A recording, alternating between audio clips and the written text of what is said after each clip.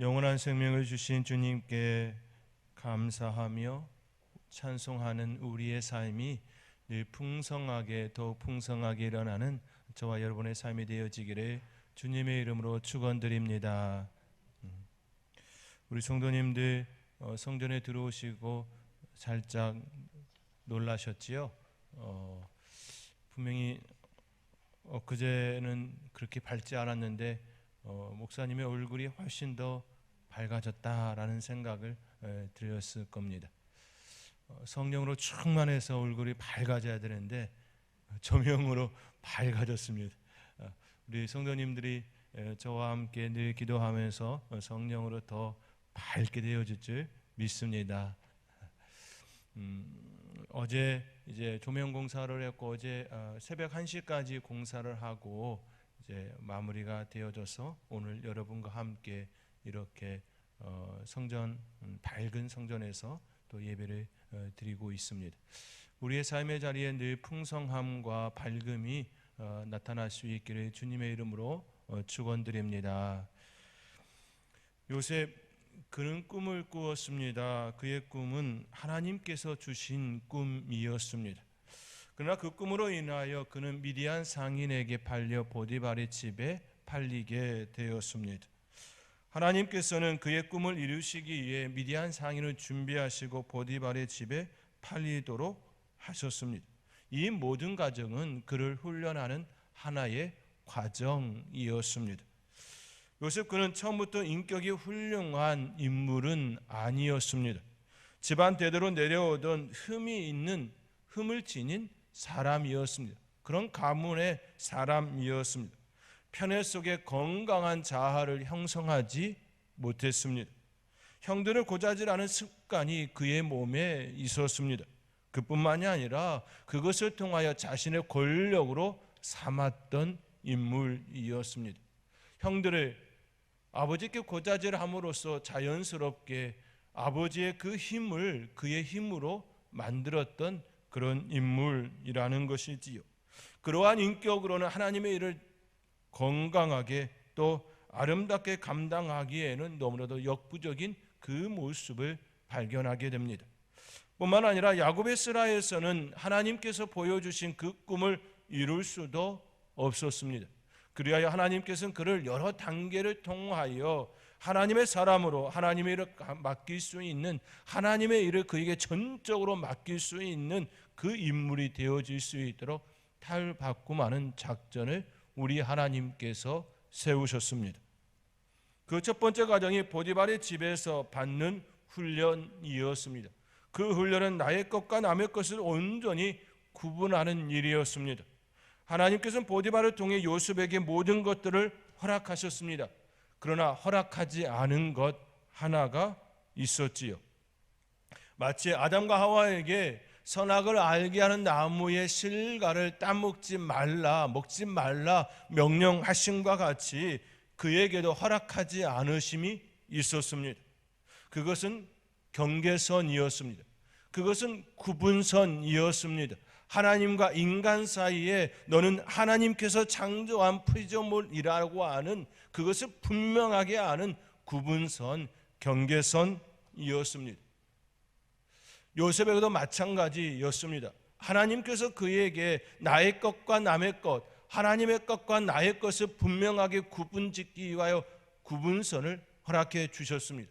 모든 것들은 다 허락해 주셨지만 단 한 가지를 허락하지 않음으로써 그것을 그의 마음속에 새기게 하였던 것입니다.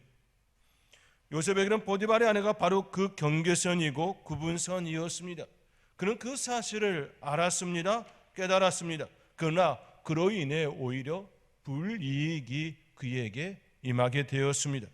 그의 집에서 쫓겨나 옥에 감금되는 신세가 되었습니다. 하루아침에 죄수가 되었습니다. 노예에서 죄수로 더 한층 아래로 내려가는 그런 모습이 그 안에 일어나게 되었습니다. 보디발의 집에서 쫓겨나 옥에 감금되는 신세가 되었습니다. 하루아침에 죄수가 된 것이지요. 그는 실로 바른 선택을 하였습니다. 그는 실로 경계선을 분명하게 지키는 그 일을 하였습니다. 아담과 하와의 길을 따르지 않았습니다. 그러나 그 발음과 선택은 그를 더욱 곤혹게 하였습니다. 여기서 중요한 포인트는 그가 감옥으로 옮겨간 그 시간은 하나님의 때였다라는 것입니다. 하나님께서 그에게 주신 그 시험을 통과함으로 인하여 한 단계 업그레이드된 시험장으로, 훈련장으로 옮기게 하셨다라는 것입니다. 아담과 하와의 그 길을 따르지 아니하고 나의 것과 남의 것을 온전히 구분하며 하나님께서 나에게 맡겨주신 것에 대한 그것을 온전하게 알았을 때에 그를 또 다른 훈련의 장으로 옮기셨다라는 사실입니다. 그때는 바로 하나님의 때, 하나님의 시간이었습니다. 하나님께서 보디발의 집에서 배워야 할 것을 모두 배운 때였습니다. 하나님께서 계획한 첫 번째 훈련의 장에서 그가 온전히 훈련받고 뿐만 아니라 나의 것과 남의 것, 하나님의 것과 나의 것을 온전히 구분한 그때 비로소 다른 훈련의 장으로 옮기셨다라는 말씀입니다. 그가 보디발의 집에서 갖추게 된 꿈을 이루기 위한 아이템, 그에게 장착된 그 무기는 무엇이었습니까? 그것은 바로 살림살이, 즉 재정관리였습니다. 요셉은 가정총무로서 집안 살림에 대한 모든 것들을 배우는 시간이었습니다. 보디발의 집은 결코 작은 살림집이 아니었습니다. 많은 사람들이 그곳에 들고 나갔지요. 여러 식소들이 있었습니다. 그리고 보디발은 바로의 신하이고 친위대를 이끄는 친위대장이었습니다. 친위대는 국가의 원수나 중요한 기관, 인물 또는 수도를 경호하기 위한 군대를 이끌었습니다. 그 군대의 대장이었습니다. 친위대의 친위대장이었습니다. 결코 보디발의 그 집의 살림살이가 작은 살림살이가 아니었다라는 사실인 것이지요. 매우 엄청난 규모의 살림살이였습니다. 뿐만 아니라 보디발의 그 집 안에는 감옥이 있을 정도로 매우 큰 살림살이였습니다. 그곳에서 살림살이를 배움이었습니다. 그가 보디발의 집과 밭, 그의 모든 수입과 질주를 관장하는 가정총무가 되어 재정관리를 온전하게 배울 수 있는 그 시간이 되었다라는 사실입니다. 단순히 보디발의 집에서 있었던 것이 아니라 철저하게 가정총무로서 재정관리를 감당할 줄 아는 그런 능력의 소유자가 되게 하셨다라는 것이지요. 재정관리를 관리할 뿐만 아니라 내 것과 남의 것, 하나님의 것과 내 것을 온전하게 구분하는 구분성까지 그에게 있게 하셨다라는 사실입니다. 이처럼 하나님께서는 그를 훈련시키셨습니다. 청지기적 사명이 무엇인지 바르게 청지기직 그것을 깨닫게 하는 시간이었습니다. 그는 그곳에서 재정관리를 온전히 훈련을 받았습니다. 하나님께서는 이처럼 그를 훈련하셨습니다. 그리고 재물에 관한 모든 훈련을 마치고 시험을 통과되었을 때 그때 비로소 요셉을 또 다른 훈련장으로 보내심이었습니다.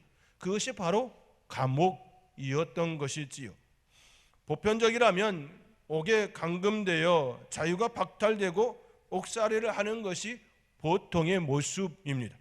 그러나 하나님께서는 그를 자유를 박탈하지 않았습니다. 오히려 하나님께서는 그와 함께 주셨지요. 그와 함께 하심으로 간수장에게 은혜를 입게 하는 그 일이 일어나게 되었습니다. 성경은 분명하게 그렇게 표현하고 있지요. 하나님께서 그와 함께 하셨으므로 간수장에게 은혜를 입었다라고 접근해 주고 있습니다. 하나님께서 그와 함께 하셨습니다. 그리고 은혜를 입었습니다. 자유가 아니라 그 안에서 움직일 수 있는 조그만의 자유를 충분히 누리게 되었습니다. 간수장은 요셉에게 옥중 제수를 다 맡기고 재반 사물을 보게 하였습니다. 이것이 바로 하나님께서 준비한 두 번째 훈련이었습니다. 하나님께서는 요셉을 애굽의 총리로서 재반 사물을 처리할 수 있는 능력을, 아이템을 장착케 하였던 것이지요. 첫 번째는 물질과 재정 관리할 수 있는, 수입과 지출을 관리할 수 있는, 수입을 극대화시키고 지출을 축소화시켜서 부의 축적을 만들어낼 수 있는 그런 재산, 그 관리를 할 수 있는 능력을 갖추게 하였고, 그 다음으로 총리로서 온전히 그 일을 감당할 수 있는 행정을 배울 수 있는 자리로 옮기게 하셨다라는 사실입니다. 이제는 물질의 관리가 아닌 행정의 관리, 행정을 배울 수 있는 장으로 옮기심이었습니다. 요셉은 이집트의 입장에서 보면 이방인입니다. 이방인이 정상적으로 행정을 배울 수 있었을까요? 결코 정상적인 루트로 밟아서는 행정을 배울 수 있는 길이 열리지 않음이지요. 행정은 법 아래에서 법의 규정을 받으면서 국가의 목적 또는 공익을 실현하기 위한 능동적이고 적극적인 국가의 작용입니다. 입법과 사법 이외의 국가의 통치 작용이라 사전적 의미를 우리에게 가르쳐주고 있지요. 다시 말해 법을 제정하는 것이나 법을 집행하는 것 이외에 국가가 해야 하는 모든 것들을 관장하는 그 일입니다. 배우지 않고 어찌 그 일을 감당할 수 있겠습니까? 국가의 중요한 일들이 결정되고 진행되는 것이 바로 행정이지요. 우리 사회만 보아도 이를 쉽게 접근해 볼 수 있습니다. 우리가 찾아가는 동사무소나 이제 이름을 바뀌었죠. 행복센터라고 부르지요. 시청이나 여러 기관들에서 일하는 그 사람들 가운데에 외국인을 많이 만나시던가요? 여러분들 그곳에 찾아가면 외국인들이 여러분을 맞이하고 그분들이 여러분의 일을 도와주시던가요? 아니지요. 대부분 다 한국 사람입니다. 거의 다 한국 사람입니다. 특별 채용을 통해서 외국인들이 그 일을 돕는 자의 도우미 역할을 감당하는 형태는 일어나지만 대부분 다 한국 사람이지요. 이집트 그 당시도 마찬가지 아니겠습니까? 지금은 더 개방되어져서 외국 사람을 통하여 그 일들을 관장하게 하는 일들이 일어나지만 그 당시에 외국인이 이방인이 어떻게 행정을 정상적인 루트를 통하여서 일을 배울 수가 있었겠습니까? 그렇게 하나님께서는 그에게 가장 적합한 곳으로 이를 가장 효율적으로 효과적으로 배울 수 있는 그 곳으로 보내심이었습니다. 그것이 바로 감옥이었다라는 사실인 것이지요. 온천적으로 차단되어진 그곳에 숨구멍을 만들어 놓으심이었습니다. 그곳에서 일을 배울 수 있도록 하나님께서 그를 그곳에 보내심이었습니다. 시험에 통과되어졌을 때에 가장 그에게 애굽의 총리로서 일을 감당할 수 있는 그 일을, 그 능력을 탑재하게 하여 감옥에 일부러 보내신 사건이었다라는 것입니다. 감옥은 그러한 측면에서 이방인이 행정을 배울 수 있는 아주 좋은 환경이었고, 그는 간부로서의 책임이 있는 것이 아니라 철저하게 가장 아랫단계에서 일을 배우는 그 일부터 시작하게 되어진 것이지요. 간수장의 일을 돕는 그 역할을 통하여 하나하나 일을 배우며 간수장이 하는 모든 일을 그에게 다 맡겼습니다. 가장 밑단에서부터 간수장의 모든 것들을 해야 될 그 임무까지 다 감당할 수 있는 능력이 그에게 탑재되었다라는 사실입니다. 행정은 단순히 말로만 이루어지지도 않지요. 각종 문서들이 다루어지는 현장이기도 합니다. 그런데 야곱의 그늘 아래에서 계속 그가 생활하였다면 하나님께서 그에게 주신 그 꿈을 온전히 이룰 수 있었을까요? 야곱의 그 살림살이를 통하여 재정관리를 온전히 배울 수 있었을까요? 야곱의 그 가정에서 행정을 온전하게 배울 수 있었을까요? 결코 그렇지 않음을 우리는 쉽게 생각해 볼 수가 있습니다.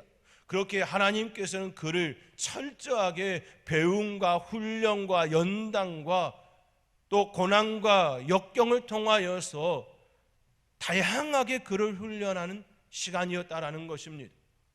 그 안에 흠이 있었지요. 편애를 받으면서 그 안에 가지고 있었던 또 다른 흠이 있었지요. 인격적인 그 흠도 고난과 역경과 때로는 억울한 그 모습을 통하여서 상대방을 온전히 이해할 수 있는 그 자리로까지 나아가는 성품의 소유자가 되게 하셨습니다. 억울한 가운데에 하나님을 찾는 신앙인이 되게 하셨습니다.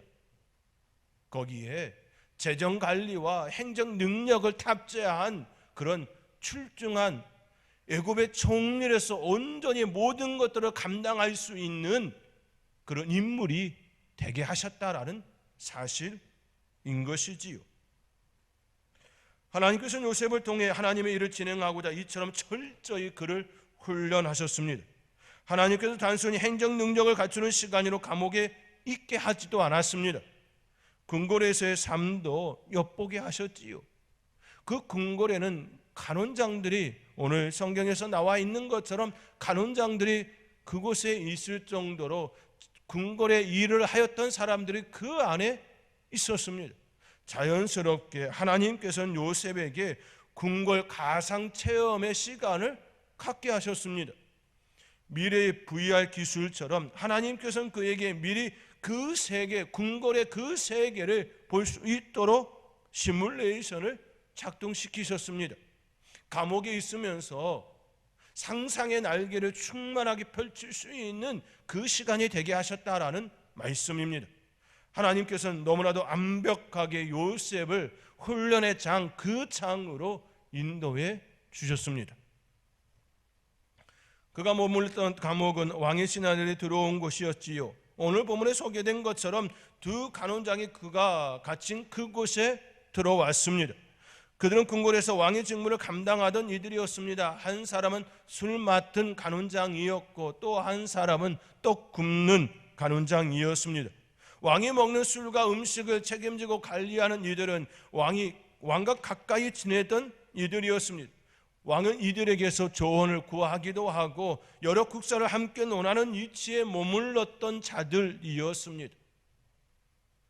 그들은 간원장이었기에 직접 술을 빚거나 떡을 굽는 그 일은 하지 않았지요.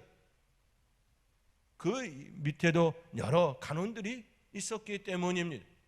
그 일을 통하여서 왕과 매우 밀접한 관계 속에서 국사를 논의하고 매우 가까이 그 일들을 감당했던 그들이었습니다. 그들이 어떤 연유로 무슨 죄를 지어 들어왔는지 성경은 말하지 않게 알 수는 없습니다. 다만 그들은 자신들의 잘못으로 인해 지금 목에 들어와 있음을 볼 수가 있습니다. 그러한 그들이 꿈을 꾸었습니다. 술 맡은 간원장의 꿈은 포도를 따서 그 즙을 바로에게 드리는 꿈이었고 그 꿈대로 그의 직이 복원되었습니다. 복직되었습니다. 그러나 떡 굽는 간원장의 꿈은 바로를 위하여 만든 음식을 새들이 와서 먹어버린 꿈이었습니다. 그의 꿈대로 복직되지 못하고 새들이 그의 육체를 먹는 그러한 일이 일어나게 되었습니다. 이 일을 통해 자연스레 하나님께서는 요셉의 꿈을 해석하는 능력이 있음을 술 맡은 간원장이 알게 하셨습니다. 두 간원장이 꿈을 꾸었던 그 일은 두 간원장들을 위한 것이 아니었습니다. 그들이 미리 그 일을 안다고 하여 그들에게 무엇이 이득이 있었을까요? 그들이 미리 안다고 하여 그들에게 얼마나 큰 혜택이 있었을까요? 떡 굽는 간원장은 죽음의 장으로 나아가는 그 모습 아니었습니까? 오히려 그 안에 불안과 심히 두려움이 그 안에 있지 않았겠습니까? 오히려 두 간원장에게 있어서의 그 꿈은 그들을 위한 꿈이 아니었다라는 사실입니다. 그들의 꿈은 요셉을 위한 하나님께서 그들에게 주신 꿈이었습니다. 그 두 간원장의 꿈은 그들을 위한 꿈이 아니라 장차 하나님께서 그를, 요셉을 애굽의 총리로 세우기 위하여서 하나의 도구로 두 간원장에게 꿈을 주셨고 그 꿈을 요셉이 해석하게 되어짐이었습니다. 우리는 이 부분에서 매우 중요한 메시지를 또 발견합니다.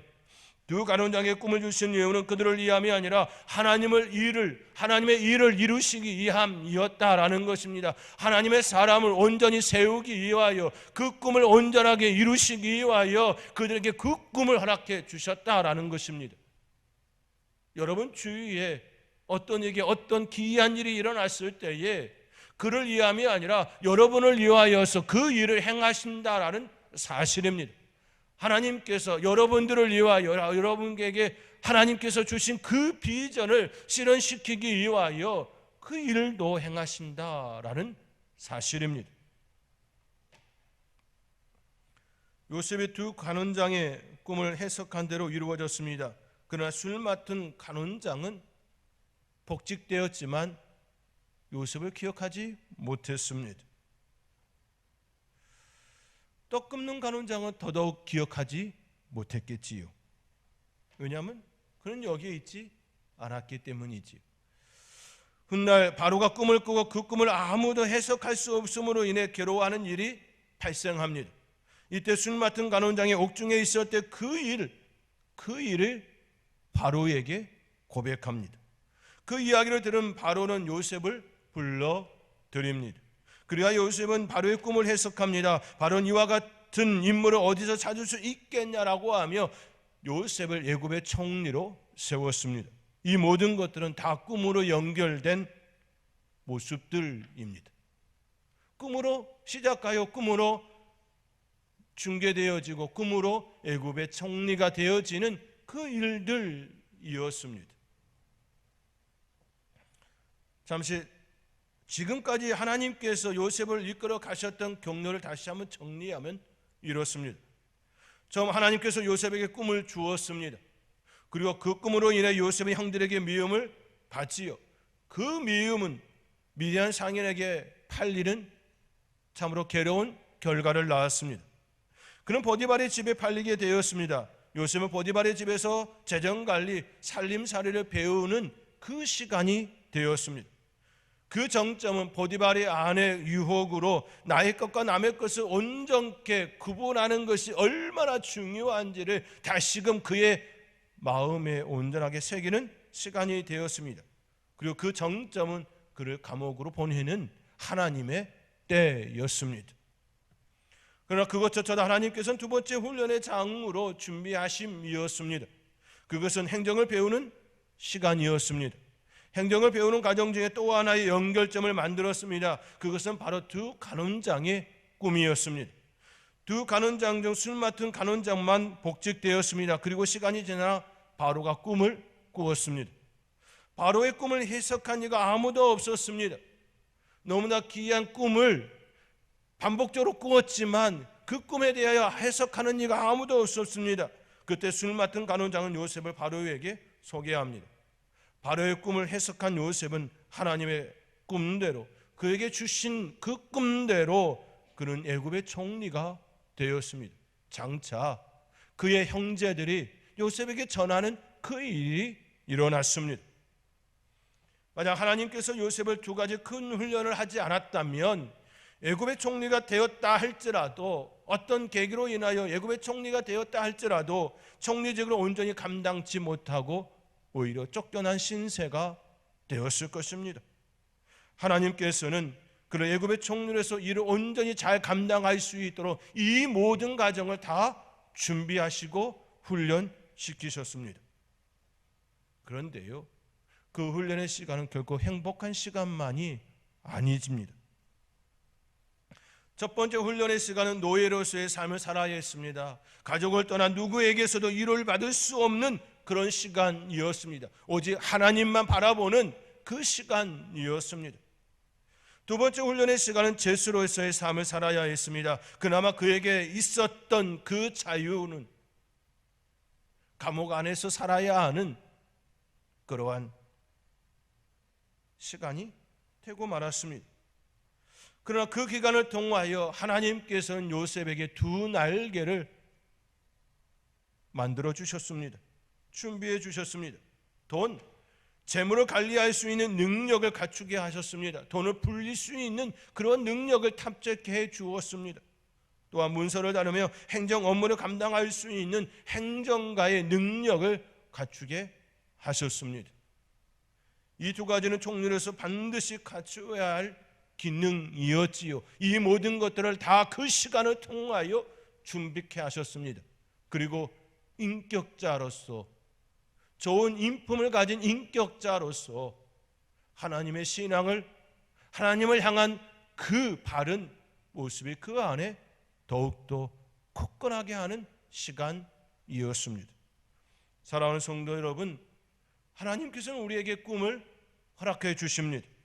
그러나 그 꿈을 이루기 위하여 편안하고 편리하고 안락한 그것으로만 결코 인도하지 않습니다. 때로는 고난의 자리로, 때로는 역경의 자리로, 이루 말할 수 없는 힘든 자리로 우리를 내몰 때도 있습니다. 그러나 그 시간을 통하여 하나님께서 우리에게 반드시 필요로 하는 그 모든 것들을 장착해 하셨다라는 요셉의 그 모습을 보면서 하나님께서 나와 함께 하시며 내 삶에 우리 하나님께서 우리에게 보여주신 그 비전이 그냥 되어짐이 아니라 하나님의 인도하심과 돌보심 가운데에 반드시 이루신다라는 그 사실을 기억하며 하나님의 은혜를, 하나님의 인도하심을, 하나님의 돌보심을 고백하며 살아갈 줄 아는 저와 여러분의 삶이 되어질 수 있기를 주님의 이름으로 축원드립니다. 기도하겠습니다. 사랑의 하나님,